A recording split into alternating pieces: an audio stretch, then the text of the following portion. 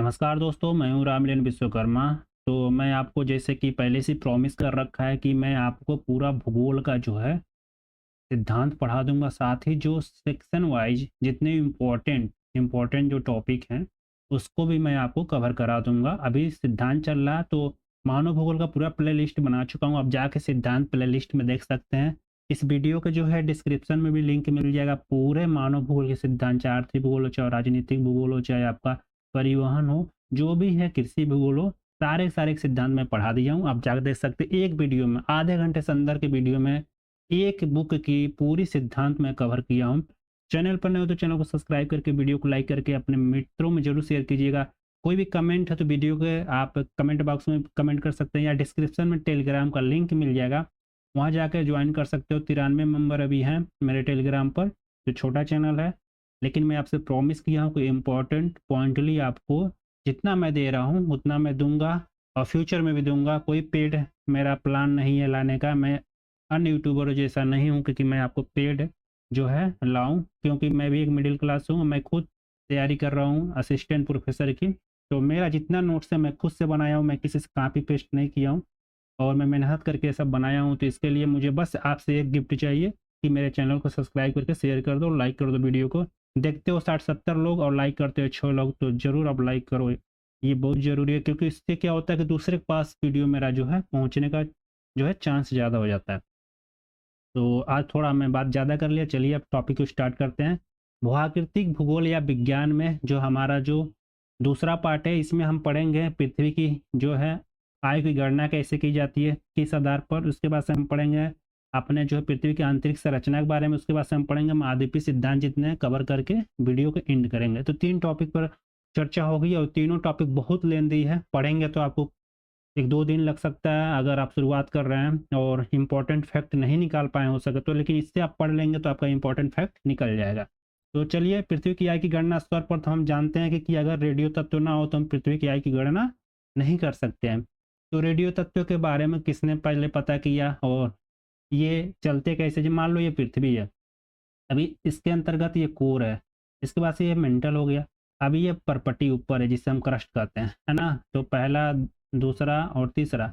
अब मान लो इसमें जो ज्वालामुखी विस्फोट होता है, भूकंप आती है, मान लो यहाँ पर कमजोर परत है, यहाँ से जो है ऊर्जा निकली और यहाँ ब्लास्ट हो गया, ज्वालामुखी आ गया। नहीं, यहाँ पर ऊर्जा निकली, यहाँ भूकंप आ गया, है ना, इस क्षेत्र में। अब मान लो इस क्षेत्र में भूकंप आ गया, तो ये क्यों होते हैं? तो ये रेडियो सक्रिय जो तत्व होते हैं इसके कारण। अब रेडियो सक्रिय तत्व ये कार्य कैसे करते हैं, है ना? और इस रेडियो सक्रिय तत्व से हम कैसे उस चट्टान की आयु के पता करते हैं, किसने खोजा था, इसी के बारे में हमको थोड़ा सा जानना है, जो एग्जाम में पूछा जाता है। इतना डिटेल में नहीं जाना है। तो देखो, रेडियो जो सक्रिय तत्व है ना हमारे पृथ्वी में जो है, मान लो ये पृथ्वी है तो यहाँ से इसे गति करते हैं।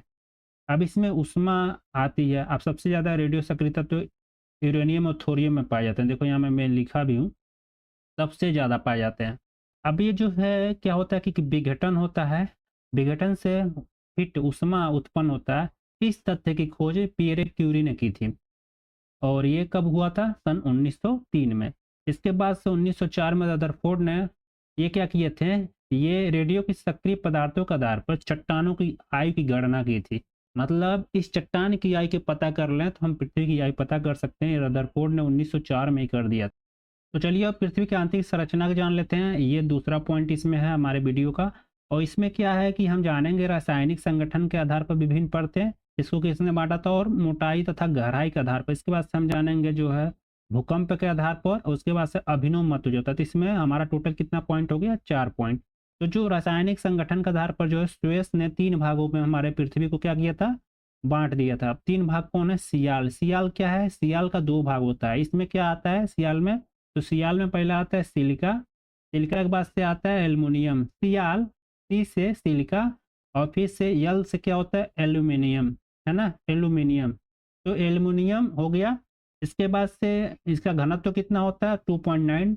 और इसमें जो चट्टान पाई जाती है ग्रेनाइट, याद रखिएगा, ये इंपॉर्टेंट पूछा जाता है। इसके बाद से नेक्स्ट जो हमारा आता है सीमा आता है। सीमा जो होता है 2 तत्वों से मिलकर बना है, ये सिलिका, और सिलिका के बाद से क्या आएगा? ये सिलिका के बाद से हमारा सीमा है मैग्नीशियम।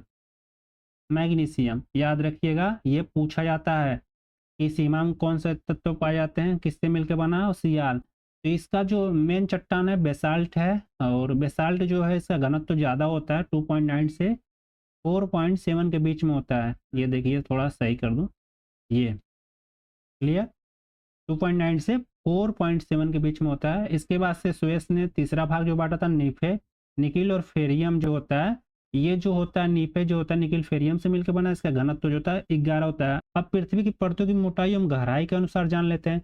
इसमें जो विद्वान है टोटल 4 है, याद रखिएगा, मोटाई और गहराई के अनुसार। इसमें पूछा भी गया क्वेश्चन, जैसे डॉली 3 भागों में पृथ्वी को बांटा, होम्स ने 2 भागों में बांट दिया पृथ्वी को, वांडीग्राट ने गुटेनबर्ग और लिंक के प्रयोग के आधार पर 4 भागों में बांट दिया, और जो जेफरीज महोदय हैं ये भी 4 भागों में बांटे हैं। तो ये क्वेश्चन जेफरीज वाला पूछा गया कि जेफरीज ने पृथ्वी को कितने भागों में बांटा।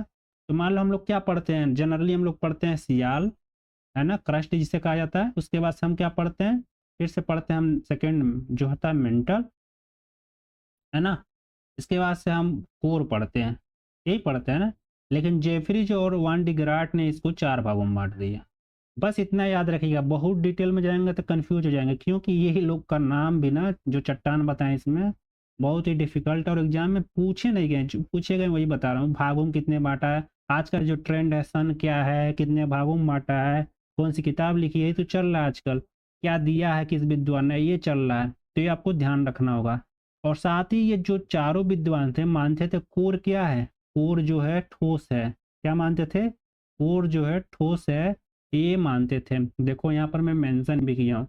तो ये आपको ध्यान रखना है, क्योंकि ये चारों विद्वान जो मोटाई और गहराई के अनुसार पृथ्वी को बांटे थे, ये कोर को ठोस मानते थे, और कितने भागों में बांटे थे ये भी आपको बता दिया। तो यहाँ पर हमारे 2 जो पॉइंट थे वो खत्म होते हैं। अब नेक्स्ट पॉइंट हमारा है जो भूकंप की लहरों के आधार पर पृथ्वी के 3 मंडलों बताए जा सकते हैं, 3 मंडलों में बांटा जा सकता है लहर जो आती है भूकंप से। तो देखो इनमें जो आता है पहला जो होता है लिथोस्फीयर होता है, इसे स्थल मंडल कहा जाता है। इसे हम क्या कह सकते हैं, इसे हम सियाल कहते हैं, क्रस्ट। इसी को हम क्या कहते हैं, क्रस्ट कहते हैं। इसकी गहराई 100 किलोमीटर होती है, ग्रेनाइट से बनी, ऊपर ही आपको बताया हूँ। इसमें सिलिका एल्युमिनियम होता है, 3.5 का इसका घनत्व होता है। ये 3.5 जो ना औसतन है, क्योंकि इसकी 2 लेयर है। इसकी क्या है, हमारी क्रस्ट ये बनाओगे ना, इसकी 2 लेयर है। इसी एक पहला आता है 33, देखो 33, नहीं तो कभी कभी 30 लिखा रहता है, तो 33 से लेके और दूसरा 100।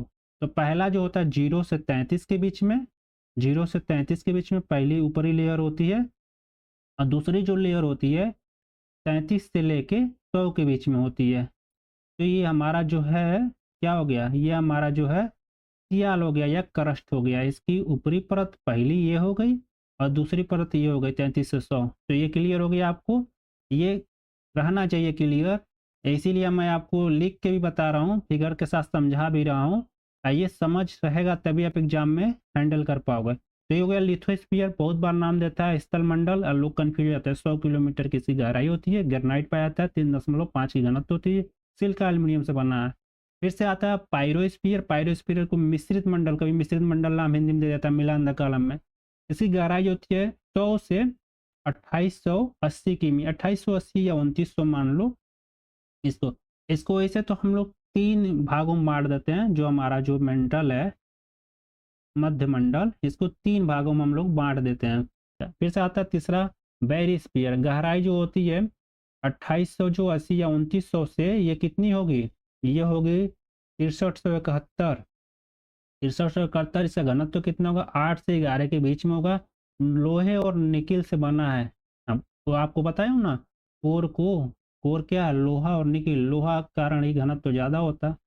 तो ये आपको याद रखना। तो ये हो गया हमारा भूकंप के आधार पर 3 भाग, याद रखना आपको, लिथोस्फीयर, मिश्रित मंडल, और आपका हो गया बैरिस्फीयर। क्लियर। अब नेक्स्ट पॉइंट पर चलते हैं हम लोग। इसमें अभिनव मत, रिसेंट जो भी हो इसे जानते हैं। इसको जो हाल ही में इसका प्रयोग किया गया, इसके आधार पर जो वैज्ञानिक तरीके ज़्यादा स्पष्ट इसमें दिखते हैं। पहला क्रस्ट आता है, तो क्रस्ट पहले बना देता हूँ। क्रस्ट की जो है आयतन जो होती है ना 0.5% होती है, द्रव्यमान जो होता है ना 0.2% होता है। ऊपरी क्रस्ट का जो घनत्व मतलब इसका जो घनत्व है ना 2.8 होता है, और निचली जो क्रस्ट है ना उसका घनत्व होता है 3.0। अब 3.0 मान लो ये निचली है, जिसकी गहराई 3300 से क्या है, ये निचली इसकी क्या होगी, इस क्या होगा 3.0। ये जो है 33 पॉइंट से 33 किलोमीटर से लेके 100 किलोमीटर के बीच में निचला परत, ऊपरी परत 0 से 33 किलोमीटर, आपको पहले ही बता चुका हूँ। अब इसके घनत्व में ये अंतर क्यों आते हैं, दबाव के कारण। याद रखिएगा पृथ्वी के जितने भी लेयर उसमें घनत्व में अंतर क्यों आते हैं, दबाव के कारण। जो जो हम नीचे जाते हैं उसकी गहराई के साथ दबाव बदलता रहता है, परिवर्तन होता रहता है ना। जैसे कि मान लो कपारे बोझा रख लोगे तो उसका घनत्व क्या होगा, बदल जाएगा, है ना, दबाव महसूस होगा ना। तो हमारा क्रस्ट की जो गहराई है टोटल कितनी है, 0 से 100 किमी।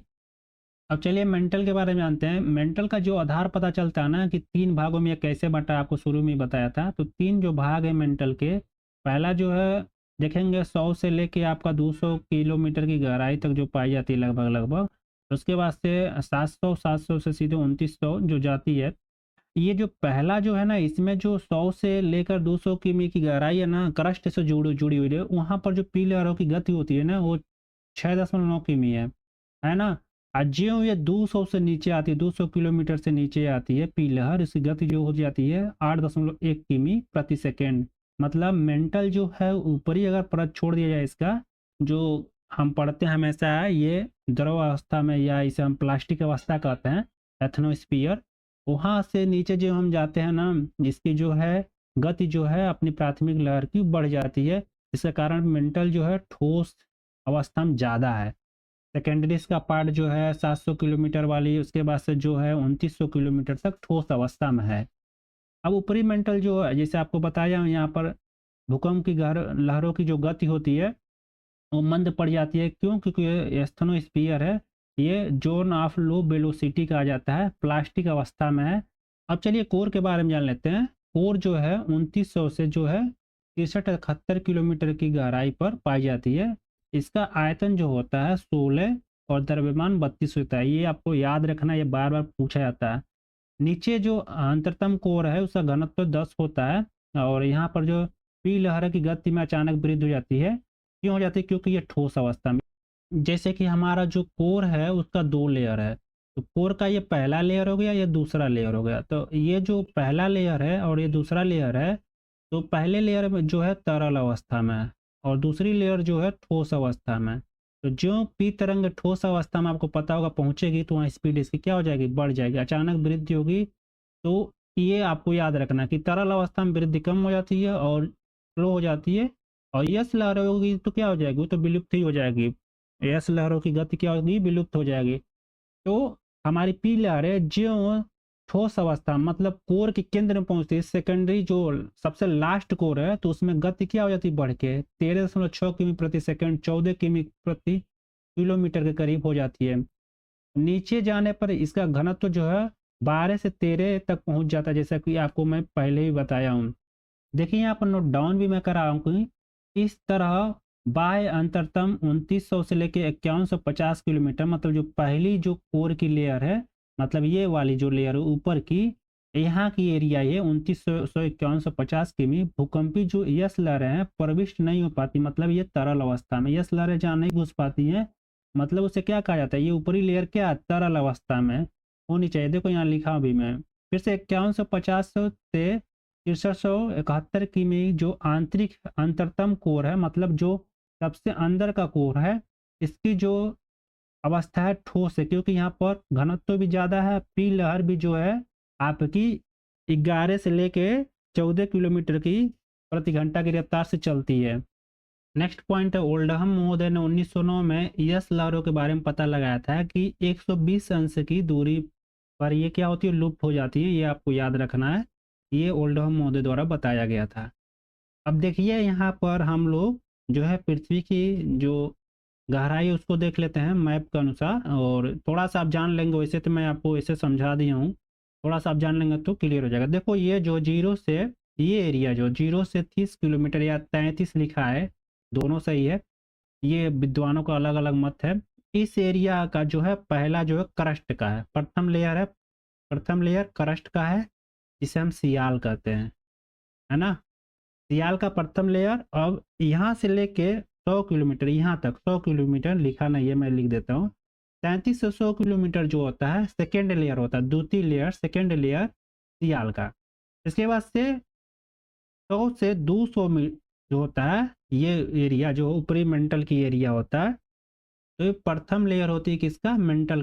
प्राथमिक जो लहर होती है पी लहर, इसकी गति जो होती है स्लो होती है थोड़ा सा। फिर से यहाँ से 200 से आएगा 700, 700 सेकेंड फिर से आ जाएगा मेंटल का, और 700 से आएगा आपका जो है 2900 या 2880 लिखा हो, दोनों सही है। ये तृतीय हो जाएगा, थर्ड हो जाएगा, थर्ड मेंटल का ही हो गया। इसके बाद 2900 से 5150 ये भी तरल अवस्था में, याद रखिएगा आप लोग। यहाँ पे भी भूकंप की लहरें, यस लहरें तो विलुप्त हो जाती है, तो ये तरल अवस्था में। और ये जो है प्रथम है किसका, कोर का। इसके बाद से 5150 से 6371 जो है ये ठोस अवस्था में है, और इसका घनत्व जो है 13 के करीब है। मैं आपको ये संक्षेप में बता रहा हूँ, देखो यहाँ पर भी लिखा भी गया है, सारे घनत्व भी लिखे गए हैं, लेकिन मैं आपको पहले ही बता दूं तो क्या जरूरी है ज़्यादा खींचने का, इसीलिए मैं बस फिगर से आपको समझाने का प्रयास कर रहा हूँ। ये सेकेंड क्या है, सेकेंड लेयर है हमारे कोर का। तो यहाँ पर सियाल में 2 लेयर हो गए, 2 लेयर, फिर से यहाँ पर मेंटल में 3 लेयर हो गए, और इसमें 2 लेयर हो गए। टोटल कितने लेयर हो गए आपके, 3 2 5 5 2 7 लेयर हमारे पृथ्वी के हैं। लेकिन मुख्यतः 3 लेयर में इनको बांटा जाता है, सियाल, फिर से सीमा, फिर से आपका जो है निफे, जिसे हम कोर कहते हैं। अब जो ये मैं अभी लेयर बांट रहा हूँ, इसको अलग अलग विद्वानों ने अलग अलग नाम से इसको अलग अलग इनके घनत्व के आधार पर क्या किया है, नाम दिया है। जैसे कि पृथ्वी के आंतरिक भाग में असंबद्धताएं आती हैं। अब ये असंबद्धता जो है इसको हम जानते हैं। तो पहला जो होता है, जैसे कि हम पढ़ते हैं कोनार्ड, कोनार्ड याद रखिएगा, हम तो याद कर लिया हूँ इसको पूरा। तो क्रस्ट सियाल जो होता है इसको हम कोनार्ड नाम से जानते हैं, क्यों, क्योंकि इसको ये परिभाषित करता है, कोनार्ड से ही क्रस्ट आता है, याद रखिएगा। क्रस्ट पूरा जो क्रस्ट आएगा 0 से लेके 100 किलोमीटर क्या आएगा, कोनार्ड आएगा। ऐसे समझा देता हूँ, मोह 2 के बीच में आएगा, मोह आएगा सियाल और सीमा के बीच में, याद रखिएगा। फिर से रेप्टी आती है, ये सीमा के 2 भागों में अलग करती है, सीमा के बीच में ये रहती है, ऊपरी मेंटल और निचली मेंटल के बीच में। फिर से इसके बाद से ये चौथा है गुटेनबर्ग, गुटेनबर्ग जो होता है सीमा और नीफे के बीच में होता है, याद रखिएगा, ये आपको क्लियर होना चाहिए। फिर से लेहमान जो है अपना कोर के बीच में होता है, जैसे ऊपरी कोर और निचली कोर, क्लियर, ये आपको याद रखना है। ये पूछा था कोनार्ड, मोहर, रेप्टी, गुटेनबर्ग, लेहमान। इसके बाद से आता है इसी के बारे में, आंतरिक संरचना के बारे में थोड़ी जानकारी ले लेते हैं। मेंटल प्लूम सिद्धांत किसने दिया, टूजो विल्सन ने पूछ रखा है, कब दिया है, ये 1600 माफ कीजिएगा 1963 में दे रखा है। जैसन मार्गर ने इस सिद्धांत का सन 1971 में क्या किया था, विस्तरण मतलब विस्तार कर दिया था। तो ये आपको ध्यान रखना है। अब थोड़ा मेंटल प्लूम के बारे में जान लेते हैं, ये होता क्या है। तो पृथ्वी के आंतरिक भाग में जो 2900 किलोमीटर की गहराई पर बाय अंतरतम प्रोड मेंटल सीमा पर केंद्रित तप्त सेल को हम क्या कहते हैं, मेंटल प्लूम कहते हैं। अब इसे समझ लेते हैं, जैसे कि बाय अंतरतम और जो है मेंटल सीमा पर केंद्रित होता है। अब 2900 किलोमीटर की गहराई जैसे ऊपर यहीं पर बना लो, 2900 किलोमीटर ये हो गया, ये 2900 किलोमीटर क्या है, आपको क्लियर होना चाहिए कि ये जो है सीमा का लास्ट छोर है ना। अब 2900 से जो हम नीचे जाते हैं, है ना, मान लो 30 हुआ, जो 30 हुआ यहाँ ना, मतलब 30 जो हुआ मतलब 3000 किमी जो हुआ, तो ये क्या आ जाएगा, हमारा आ जाएगा कोर। ठीक है, मतलब इन्हीं दोनों की सीमा पर, जिसे ये समझ लो, ये वाला फिगर भी है, यहाँ से समझ लो और क्लियर हो जाएगा। ये गुटेनबर्ग जो है ना, गुटेनबर्ग, ये गुटेनबर्ग जो पाया जाता है ना 2900 किमी, इन्हीं गुटेनबर्ग को ही याद रखना, और गुटेनबर्ग से आपका मेंटल प्लूम जो है एरिया निर्धारित हो जाएगा। तो यही 2900 से और फिर से लेके कोर के बीच में जो गुटेनबर्ग आता है, इसी एरिया को हम क्या कहते हैं, मेंटल प्लूम कहते हैं। क्योंकि ये एरिया किस अवस्था में है, ये एरिया जो है तरल अवस्था में है, पिघली हुई अवस्था में। जैसे एस्थेनोस्फीयर को हमने जाना, जैसे कि हमने उसे क्या प्लास्टिक दुर्बल मंडल के नाम से जानते हैं, है ना, उसका भी एक नाम, वैसे यहाँ पर मेंटल प्लूम जो है ट्रूजोबिल्सन ने इसका नाम दिया था। इसके बाद से नेक्स्ट पॉइंट है, मशरूम आकार वाले तप्त सेल को हम क्या कहते हैं? डायपियर कहते हैं। यहाँ पर हमारा पृथ्वी की आंतरिक संरचना संबंधी जो भी सिद्धांत खत्म हुए, जो पॉइंट इंपॉर्टेंट थे खत्म हुए। अब चलिए महाद्वीपीय और महासागरीय बेसिन की उत्पत्ति से संबंधित जो सिद्धांत है उसे समझ लेते हैं। लॉर्ड केल्विन का मत है वायव्य कुंडलाकार निहारिका इन्होंने दिया था। बस इनके लॉर्ड केल्विन के मत में इतना ही जानिए। इसके बाद से लेपोर्ड एवं लव की परिकल्पना आई थी। जो अपने लेपोर्ड महोदय हैं ना, इन्होंने बोला था कि हमारा जो महासागर और महाद्वीप हैं इनकी उत्पत्ति इस पर बड़े बड़े बलन पड़ने के कारण इसका निर्माण हुआ। किसका? महाद्वीप और महासागर। मतलब बलन पड़ गया, ऊंचा हो गया तो हमारा महाद्वीप हो गया, नीचा हो गया तो महासागर हो गया। ये लेपोर्ड बोलते थे। सन 1907 में इन्हीं के सहयोगी लव जो थे, इन्होंने लेपोर्ड की परिकल्पना में क्या किया था? संशोधन किया था। लव के अनुसार पृथ्वी की केंद्रीय आकर्षण शक्ति के कारण उसके धरातल भाग पर अनेक स्थानों पर उत्थान, जिसे महाद्वीप बोला, और धंसाव महासागर बना है। ये किस कारण हुआ है? केंद्रीय आकर्षण शक्ति के कारण। मतलब पृथ्वी के अंदर जो अभी रेडियो में पढ़े ना, उसके कारण जो क्रिया होती है, कहीं भूकंप आते हैं, कहीं पर ज्वालामुखी फट जाती है। इसी कारण क्या होते हैं, हमारे पृथ्वी के अंदर जब हम प्लेट टेक्टोनिक पढ़ेंगे, चट्टाने क्या होती है? गल के नीचे जाती हैं सबडक्शन के जोन से, और उसके बाद से क्या होता है, फिर से वो एक चक्कर होके ऊपर आती हैं। तो यही धसाव और उत्थान, मतलब गल के नीचे गई, जहाँ धंस गया वहां पर क्या हो गया? महासागर बन गए। जहां पर उठ के ऊपर हो गया, जैसे महाद्वीप बन गए। ये कहते से संशोधन करके कौन? ये हमारे जो लव महोदय 1907 में। इसके बाद से चतुष्फलक परिकल्पना आया महाद्वीपों के और महासागरों के निर्माण से संबंधित में। लोथियन गिरियन का 1875 में दे रखा। आधार क्या था? ज्यामिति। याद रखिएगा, ये पूछा गया है। टेट्राहेड्रल हाइपोथेसिस के नाम से भी पूछा जाता है। ये आप लोग इंग्लिश भी याद रखिएगा, कई बार पूछा गया है। अब नेक्स्ट पॉइंट इन्हीं के सिद्धांत में एली डी ब्यूमॉन्ट की पेंटागोनल डोडेकाहेड्रॉन परिकल्पना को इस क्षेत्र में प्रथम प्रयास बताया जाता है। गजबे नाम है ये, देखो सब अलग अलग भाषा के ये शब्द हिंदी में लिखा गया है। याद रखिएगा, एली डी ब्यूमॉन्ट प्रथम थे। उत्तरी गोलार्ध में स्थल तथा दक्षिणी गोलार्ध में क्या है? जल है। चतुष्फलक बनाओगे ना, अभी आगे आपको ग्राफ में रखा हूँ, फिगर देख लेना। नेक्स्ट पॉइंट इसमें फिर से आता है, स्थल तथा जल का त्रिभुज के रूप में पाया जाना। वही फिगर ये जो त्रिभुज के रूप में है। चलो इनके सिद्धांत में अगला पॉइंट है, फिर से ये इंपॉर्टेंट जो वही बता रहा हूँ। महाद्वीप तथा महासागर एक दूसरे के विपरीत दिशा में पाए जाते हैं। जैसे दक्षिण में महासागर, उत्तर में क्या है? महाद्वीप। नेक्स्ट पॉइंट है, प्रशांत महासागर चारों ओर से नवीन बलित पर्वतों से घिरा हुआ। देख लो अभी वर्तमान में देख लो, अराकी एंडीज से घिरा हुआ है, या हिमालय से घिरा हुआ है पूरा। देख लो रसिया में पूरा देख लो, चीन में देख लो, ये पूरा तो प्रशांत महासागर का ये एरिया है ना।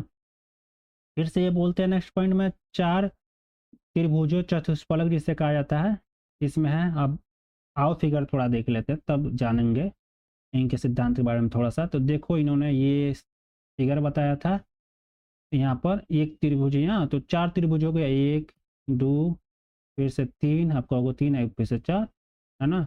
तो देखो जो पूरा है ना, ये दक्षिण में ये महासागर मानते थे, और उत्तर में क्या है? पूरा पूरा धरातल मानते थे। अब देखो ये क्या होगा? आर्कटिक सागर, अटलांटिक महासागर, फिर से हिंद महासागर, इसके पीछे में क्या होगा? प्रशांत महासागर, क्योंकि ये 3 डायमेंशन नहीं 2 डायमेंशन है। फिर से क्या हो गया? अंटार्कटिका महाद्वीप कह लो या महासागर कह लो, क्योंकि बर्फ अवस्था में। अब फिर से ये सील्ड है, कनाडियन सील्ड हो गया, साइबेरियन सील्ड हो गया, है ना। उस समय ये प्रयोग किया, अभी आगे देखना। उसके बाद से अंटार्कटिका सील्ड हो गया, इसे फिर से यूरोपियन। अब चलो इसको देख लेते थोड़ा सा इनके सिद्धांत को। अब ये देखो ज्यामिति के इन 2 तथ्यों के आधार पर इन्होंने अपने परिकल्पना के बारे में बताया। पहला कहते हैं कि एक स्फीयर गोला वो आकृति जिसका आयतन जो है धरातली क्षेत्रफल की अपेक्षा सर्वाधिक होगा।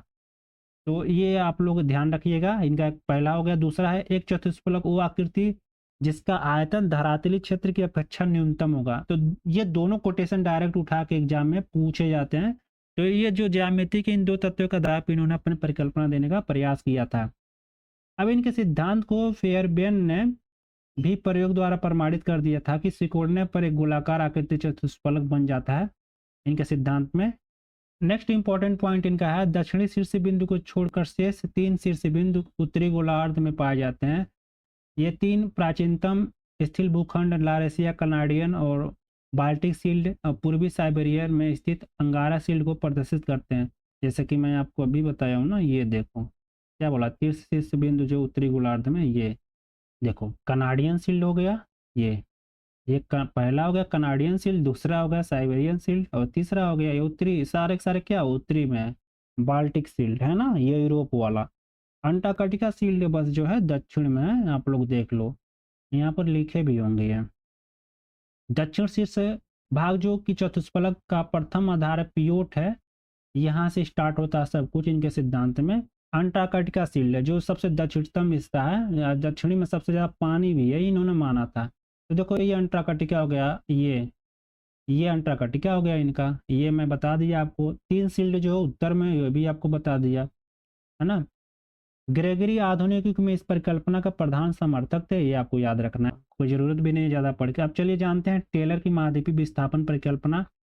1908 में ये जो है जर्मन के रहने वाले हैं, 1908 में प्रतिपादन किए थे, 1910 में इसको प्रकाशित किए थे। ये थोड़ा हम समझेंगे और इसे मैं आपको समझा दूंगा क्योंकि यहाँ से क्वेश्चन जो इनके सिद्धांत के अंदर से पूछे गए हैं। टेलर का जो विचार था पहले स्थल भाग के क्षैतिज स्थानांतरण के विषय में था। इन्होंने अपना विचार लाया मन में कि हमारे जो स्थल हैं उनका क्षैतिज स्थानांतरण कैसे हुआ है और इससे पर्वतों का निर्माण कैसे हुआ है। तो चलिए इनका मुख्य उद्देश्य जानते हैं कि टर्सरी युग में मुर्दार बलित पर्वतों की व्याख्या करना था, इनका उद्देश्य था।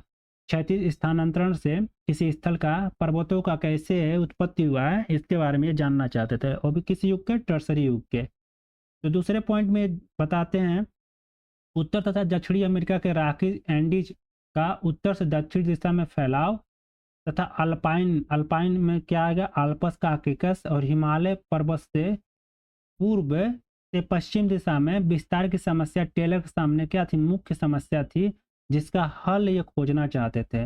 ये आपको याद रखना कि रॉकी एंडीज का उत्तर से दक्षिण विस्तार और आल्पस का आकिकस हिमालय का पूर्व से पश्चिम में विस्तार ये जानना चाहते थे। जैसे अपना हिमालय है ना, ये क्या है, पूर्व से पश्चिम ऐसे ऐसे देखिएगा, अरुणाचल प्रदेश से कश्मीर तक फैला हुआ है। रॉकी एंडीज देखिएगा ऐसे ऐसे ऐसे फैला हुआ है। तो रॉकी एंडीज उत्तर दक्षिण, तो इतना आपको ध्यान रखना कि ये फैलाव कैसे है धरातल पर, ये जानना चाहते थे टेलर महोदय। अभी आगे बताते हैं टेलर ने संकुचन सिद्धांत के विपरीत अपने स्थल विस्थापन सिद्धांत, संकुचन चतुष्फलक सिद्धांत दे रखा था किसने, लब और लेपवर्थ ने, ये सब चतुष्फलक सिद्धांत के, ये क्या है, संकुचन सिद्धांत है। पृथ्वी में सिकुड़न हो गई, पानी जो है वहाँ पर प्राप्त होने लगा, जहाँ सिकुड़न हो गई मतलब महासागर बन गए, जहाँ उत्थान हो गई ये क्या बन गए थे, हमारे महाद्वीप बन गए थे। ये जो थे चतुष्फलक के पहले लोथियन ग्रीन और ये सब लेपवर्ड लब की परिकल्पना थी। अब इसके विपरीत जो है स्थल विस्थापन सिद्धांत देने का प्रयास किया, और इसमें इन्होंने ड्रिफ्ट आर डिस्प्लेसमेंट थ्योरी, जिसे ड्रिफ्ट कहा जाए या उसे अथवा डिस्प्लेसमेंट थ्योरी के नाम से जाना जाता है। तो संकुचन सिद्धांत के विपरीत इनका ये सिद्धांत पहला प्रयास था। और साथ ही नेक्स्ट पॉइंट में इसके पहले जो थे टेलर के पहले एंटोनियो स्नीडर थे, इन्होंने 1858 में अपना मत प्रवाह के विषय में व्यक्त किया था। तो इस मत को क्या व्यक्त किया था यह जान लेते हैं। स्नीडर का मुख्य उद्देश्य था कार्बोनिफरस युग के यूरोप के कोयले और वनस्पति युग बारे में जानना, साथ ही वो जानना चाहते थे यूएसए के कोयले के वनस्पति युग बारे में। ये उसके बारे में यूरोप के और यूएसए के कोयले और वनस्पति युग बारे में समानता को स्पष्ट करना चाहते थे। कौन, एंटोनियो जो है स्नीडर। 1858 में इनका मत था प्रवाह के बारे में कि कैसे जो है अमेरिका में जो कोयला वनस्पति पाए जाते हैं और यूरोप में कैसे पाए जाते हैं, इन दोनों में क्या समानता है, इसी को जानना चाहते थे। तो बस इनके बारे में ये जानिए। प्रवाह का सबसे पहले मत किसने व्यक्त किया था, एंटोनियो स्नीडर 1858 में। उसके बाद से संकुचन के विपरीत विस्थापन मत किसने दिया, ये दिया था टेलर महोदय ने। तो चलिए नेक्स्ट पॉइंट से जानते हैं। टेलर ने अपने सिद्धांत का शुभारंभ क्रिटेशियस युग में किया। ये जानना किया जाता था टर्सरी युग के जो पर्वतों का है उत्तर दक्षिण और पूर्व पश्चिम विस्तार कैसे हुआ, इसके बारे में जानना चाहते थे। नेक्स्ट पॉइंट में दो स्थल थे इनके समय ये मानते हैं, लारेसिया जिसे उत्तर भाग कहा जाता है, गोंडवाना जिसे दक्षिणी भाग कहा जाता है, इन्होंने बताया।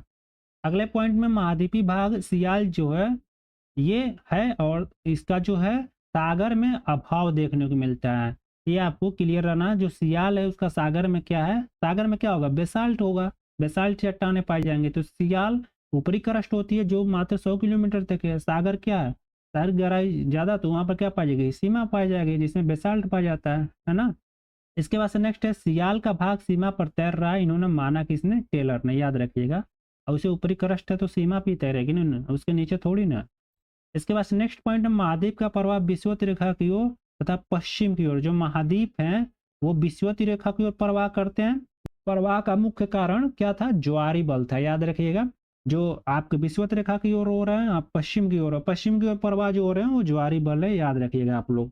नेक्स्ट पॉइंट में बताते हैं कि जो प्रवाह हुआ इसमें लारेसिया और गोंडवाना का विषुवत रेखा की ओर प्रवाह हुआ, और इसके कारण जो है दोनों कई भागों में टूट गए हैं, गोंडवाना लैंड भी और लारेसिया। लारेसिया जो टूटा तो बेफिन की खाड़ी, लेब्राडोर सागर, डेविस जलडमरू मध्य आर्कटिक की रचना हुई, तथा गोंडवाना जब टूटा है तो ग्रेट ऑस्ट्रेलियन वाइल्ड, जिसे पढ़ेंगे आप ऑस्ट्रेलिया महाद्वीप के नीचे, फिर अंटार्कटिका महाद्वीप, ये भी उसी बगलिए में, और राज सागर का निर्माण हुआ। ये कौन बताता है, ये बताते हैं हमारे टेलर महोदय। और ये किस कारण हुआ, विषुवत रेखा की ओर प्रवाह के कारण ये टूटे हैं। नेक्स्ट बोलते हैं कि दक्षिणी अटलांटिक तथा हिंद महासागर का निर्माण प्रवाहित होते हुए महाद्वीपों के बीच खाली स्थान में जल भरने के कारण हुआ। तो जब ये प्रवाह हो रहा था, ये दोनों लारेसी और गोंडवाना, तो ये जहाँ से प्रभावित हुए वो जगह खाली हो गया।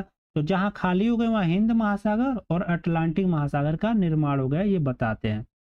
फिर से नेक्स्ट पॉइंट में बताते हैं, टेलर ने यह माना कि प्रवाह के समय जहां भी अवरोध कम था वहां पर स्थल भाग लोग के रूप में प्रभावित होने लगा। मतलब ये चलता गया, जहां पर भी अवरोध कम, अवरोध है ही नहीं, अगर मान लो आपके आगे दौड़ रहे हो, दौड़ते जाओ, तो स्थल भाग क्या है, आगे बढ़ता गया बढ़ता गया बढ़ता गया।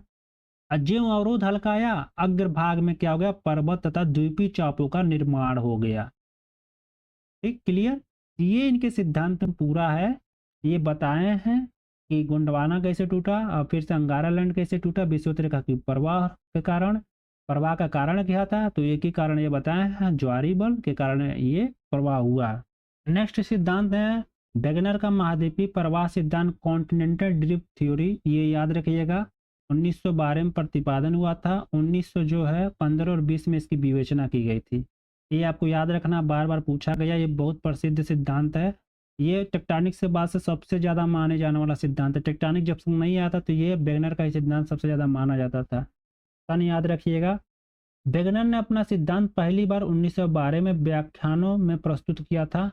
1915 में अपनी जो सबसे महत्वपूर्ण कृति पुस्तक इनकी थी जर्मन भाषा में, डाई एनस्टेहुंग डेर कॉन्टिनेंटे एंड ओजेन, इसे हिंदी या इंग्लिश में कह लीजिए, इंग्लिश में कहा था the origin of continent and ocean. इसका अंग्रेजी में अनुवाद 1924 में हुआ था, पूर्ण रूप से प्रकाशित हुआ। इन्होंने बताया अपने सिद्धांत में, पहले पॉइंट से जानते हैं, जलवायु परिवर्तन को दो रूपों में स्पष्ट किया जा सकता है। तो ये असली बात है, जलवायु के बारे में जानना चाहते थे, किसी एरिया में कैसे जलवायु का परिवर्तन हो रहा है, तो उसी के बारे में जानते जानते ये पूरा सिद्धांत दे दिए। तो ये बोलते हैं कि यदि स्थल भाग एक जगह पर स्थिर रहे हों तो जलवायु कटिबंधों का क्रमशः स्थानांतरण हुआ होगा। मतलब जलवायु जो है, कटिबंध जो है स्थानांतरण हो गए होंगे, स्थल का अगर स्थिरता है, मतलब स्तर कहीं खिसका नहीं है तो। आगे बोलते हैं ऐसे स्थानांतरण के प्रत्यक्ष प्रमाण नहीं मिलते हैं कि जलवायु जो है अपना जो है परिवर्तित होकर कहीं और चला गया हो, स्थानांतरण हो गया हो, और स्थल जो स्थिर हो, क्योंकि अपना पृथ्वी तो गतिमान है, कुछ ना कुछ होता ही रहता है इसमें। तो ऐसे प्रमाण नहीं मिलते हैं, ये मानते हैं वेगनर महोदय। नेक्स्ट पॉइंट बोलते हैं, यदि जलवायु कटिबंध स्थिर रहे हों तो स्थल भागों का स्थानांतरण हुआ होगा। तो ये बोलते हैं आगे चल के वेगनर कि स्थल के स्थायित्व को पूर्णतः अस्वीकार किया तथा उनके स्थानांतरण एवं प्रवाह में विश्वास किया। ये सेकेंड पॉइंट को मानते हैं कि ये जो है स्थल का स्थानांतरण हुआ है, ये मानते हैं वेगनर महोदय। अब देखिए सिद्धांत का प्रधान रूप जान लेते हैं कि सिद्धांत क्या कहता है, क्या क्या और इसमें इम्पोर्टेंट है।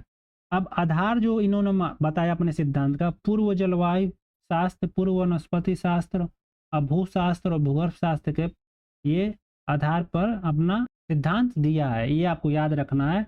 अगले पॉइंट से इनके सिद्धांत को जानते हैं। कार्बोनिफरस युग में समस्त स्थल भाग एक थे, मतलब पूरा स्थल एक जगह था। एक स्थल ये ले लो, एक जगह थे, जिसे इन्होंने क्या किया, इस स्थल को इन्होंने पेंजिया कहा, है ना। इसे क्या कहा, पेंजिया कहा।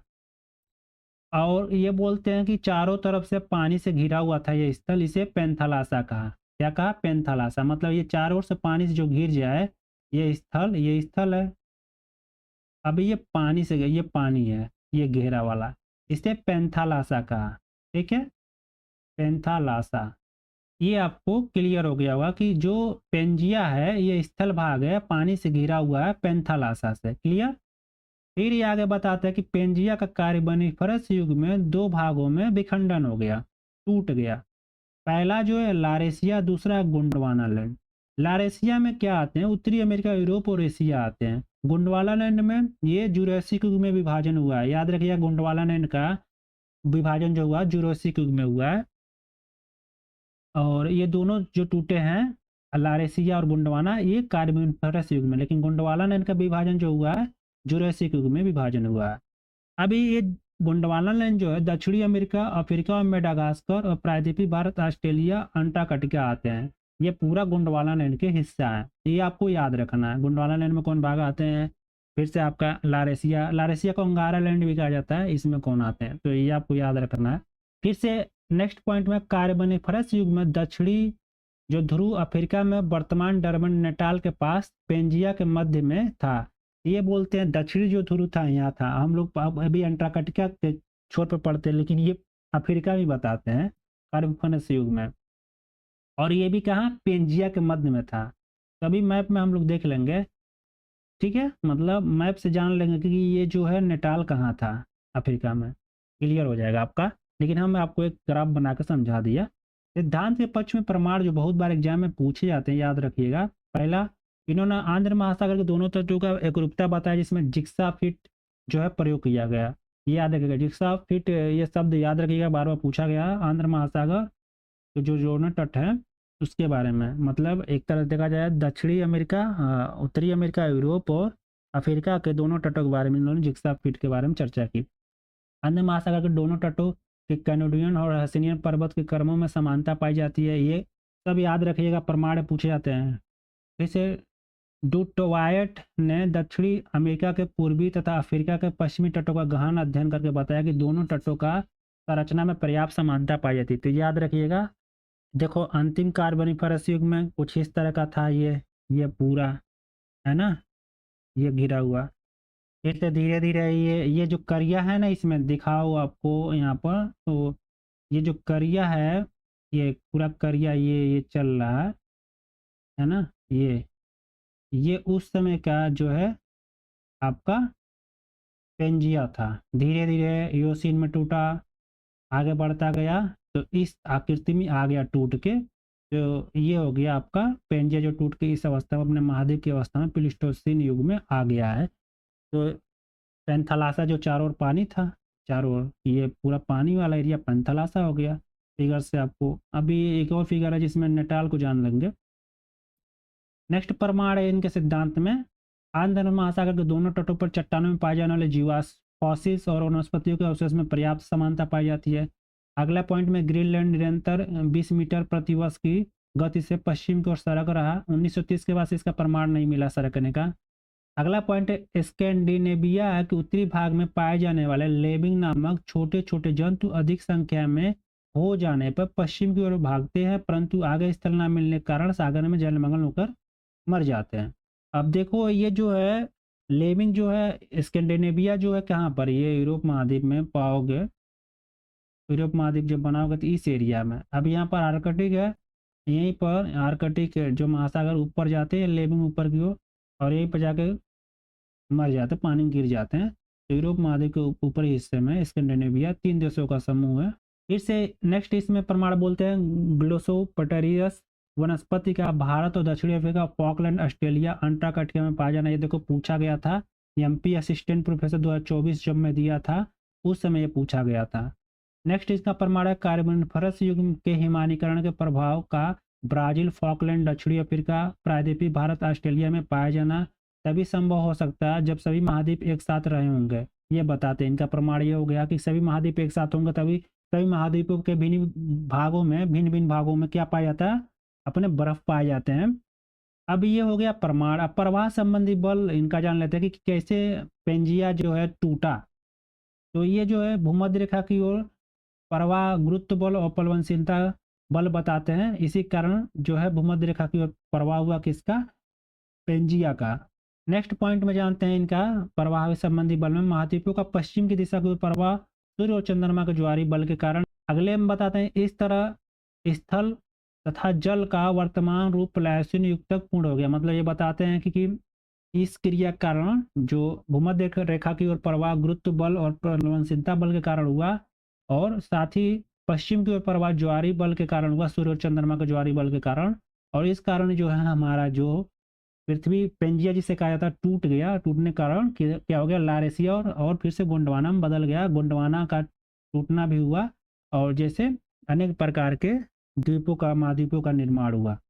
और ये सारे जो निर्माण लास्ट प्लायोसीन युग तक चले हैं। ये ध्रुवों का स्थानांतरण, ये क्वेश्चन एमपी असिस्टेंट प्रोफेसर में पूछा था 2024 में। तो वही जो नटाल था, डरबन था, ये हम जान लेते हैं और फिगर से भी समझ लेते हैं।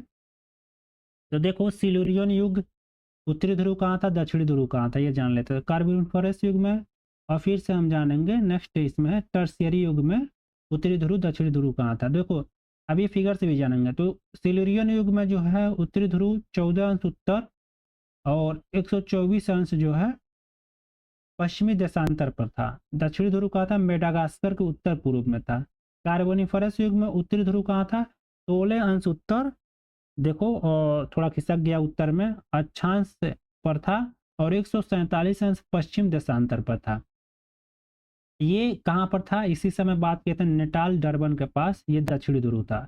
टर्सरी युग में फिर से ये खिसक गया, टूट के 51 अंश उत्तर चला गया है, 153 अंश जो है पश्चिमी देशांतर। यही क्वेश्चन पूछा गया था एमपी असिस्टेंट प्रोफेसर में। और अफ्रीका के दक्षिण में ये 53 अंश अक्षांश पर चला गया है। अब चलो इसको फिगर से देख लेते हैं सिल्यूरियन युग में कहाँ है। देखो यहाँ पर फिगर है, देखो सिल्यूरियन युग में ये उत्तरी ध्रुव के बारे में, ये देखो ये वाला हिस्सा उत्तर का है, ये वाला हिस्सा दक्षिण का है। हाँ युग भी लिखा हुआ देख लो। सिल्यूरियन युग में देख लो उत्तरी ध्रुव यहाँ पर आपको दिख रहा है, उत्तरी ध्रुव ये दिख रहा है, और यहाँ पर देशांतर भी ये दिख रहा है और अक्षांश भी दिख रहा है ना, क्लियर। तो सिल्यूरियन युग में उत्तरी ध्रुव कहाँ पर था, देख लो, आप लोग को भी बताया हूँ, 14 अंश उत्तर 124 अंश पश्चिमी देशांतर पर सिल्यूरियन युग में। तो देखो ये 14 अंश उत्तर में है ना, ये 14 अंश उत्तर में 124 अंश देशांतर पर था। यहाँ पर ये 124 अंश देशांतर पर ये वाला हिस्सा होगा सिल्यूरियन युग। कार्बोनिफरस युग का आपको दिखा देता हूँ, 16 अंश उत्तर थोड़ा ऊपर गया है और फिर से 147 अंश पश्चिमी देशांतर, ये वाला एरिया। और फिर से ये 150 153 पर चला गया क्रॉस करके, है ना। टर्शियरी 151 अंश उत्तर में, देखो यहाँ पर हो गया टर्शियरी 51 अंश उत्तर में, 153 अंश पश्चिमी देशांतर, एकदम 50 के बगल ये में। क्लियर हो गया, ये वाला सेक्शन क्लियर हो गया। उत्तरी ध्रुव जो है टर्शियरी युग में, कार्बोनिफरस युग में, सिल्यूरियन युग में कहाँ था। फिर से दक्षिणी देख लेते हैं। देखो तो टर्शियरी युग में दक्षिणी देख ले, तो नीचे से देख लेते हैं। तो सबसे नीचे इस समय टर्शियरी युग में देखो, टर्शियरी मतलब हम भी लेटेस्ट है प्लीस्टोसिन, जहाँ पर प्लायोसिन खत्म हुआ है ना, होलोसिन ये चल रहा। तो टर्शियरी युग में देखा जाए दक्षिणी ध्रुव कहाँ है, देख लो ये 53 अंश दक्षिणी अक्षांश के पास है। देखो यहाँ पर है 53 अंश दक्षिणी अक्षांश के पास, ये देखो अपना जो है ये गुजर रहा है मकर रेखा 23.5 अंश। तो ये 53 अंश दक्षिणी अक्षांश के पास स्थित है क्या, टर्शियरी युग। नेटाल डरबन के पास जो था ये देख लेते हैं। ये कार्बोनिफरस युग में देखो ये नेटाल है, ये फिगर में बना था, इसे गूंज रहा था ना वहाँ पर। ये देखो कार्बोनिफरस युग में नेटाल के पास है ये दक्षिणी ध्रुव। फिर से सिल्यूरियन जो है ये इस समय जो था यहाँ पर, देखो सिल्यूरियन ये आपका मेडागास्कर के पास, ये मेडागास्कर। जब आप पढ़ोगे ना पृथ्वी की आयु, तो ये Silurian, Devonian, Carboniferous, Triassic, Jurassic, Cretaceous, है ना, ये सब मैं आपको पढ़ाऊंगा। जैसे Eocene, Oligocene, Miocene, Pliocene, Pleistocene, Holocene, ये मुझे सब याद है मुसलमानी। तो देखोगे सिनोरियन जो है ना ये बहुत पहले की बात है ना। डिवोनियन उसके बाद से कार्बोनिफरस आया, डिवोनियन के बाद से, उसके बाद से टर्शियरी आया। सिद्धांत वेगनर का इतना इसमें जानना था, ये इंपॉर्टेंट है। इतने सिद्धांत से आपके क्वेश्चन बन जाएंगे, आप जाकर सॉल्व कर लेना, एक भी गलत नहीं होगा। आपसे कहता है दिल से धन्यवाद, जय हिंद।